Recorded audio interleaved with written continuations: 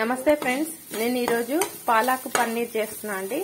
First అయితే కొద్దిగా తాలింపు గింజలు వేసుకొని కొద్దిగా జీలకర్ర, ఒక ఆనియన్, కరివేపాకు, కొత్తిమీర వేసుకున్నాను. ఇలా ఆనియన్స్ ఫ్రై అయిన తర్వాత పచ్చిమిర్చి, పాలాకు, కొద్దిగా వెల్లుల్లి వేసుకొని ఇలా పేస్ట్ అయితే చేసుకున్నా అండి. పసుపు వేసుకోవాలి. కొంచెం అయితే పచ్చివాసన పోయేదాకా మగ్గనివ్వాలి. కొద్దిగా సాల్ట్ కూడా వేసుకోవాలి.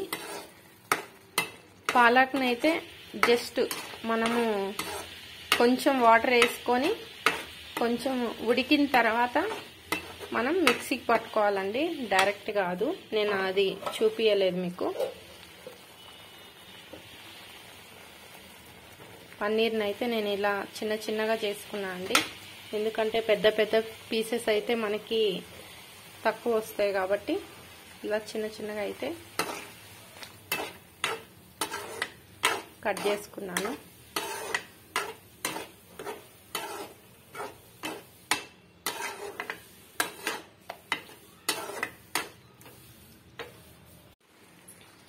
ఇప్పుడు నేనైతే ఫ్రెష్ క్రీమ్ కొంచెం వేసుకున్నా అండి.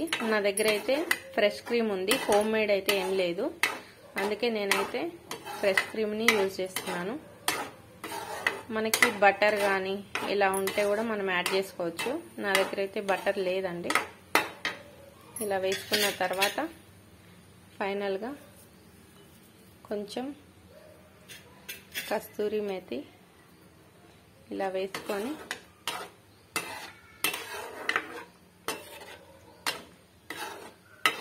ఒక 2 మినిట్స్ మగ్గితే మనకు సరిపోతుందండి. కొంచెం నెయ్యిని అయితే యాడ్ చేసుకున్నా అండి, ఎందుకంటే బటర్ ఉంటే బటర్ వేయచ్చు. బటర్ నా దగ్గర లేదు కాబట్టి లైట్గా కొంచెం ఒక స్పూను గీని అయితే యాడ్ చేసుకున్నాను.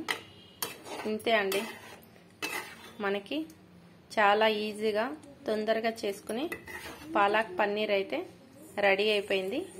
నేను ఇది చపాతీలోకి చేస్తున్నాను. ఇలా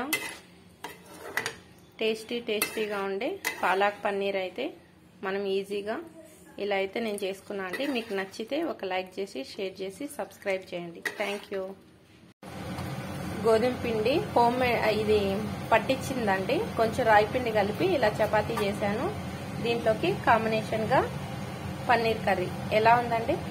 నచ్చితే ఒక లైక్ చేసి, షేర్ చేసి, సబ్స్క్రైబ్ చేయండి.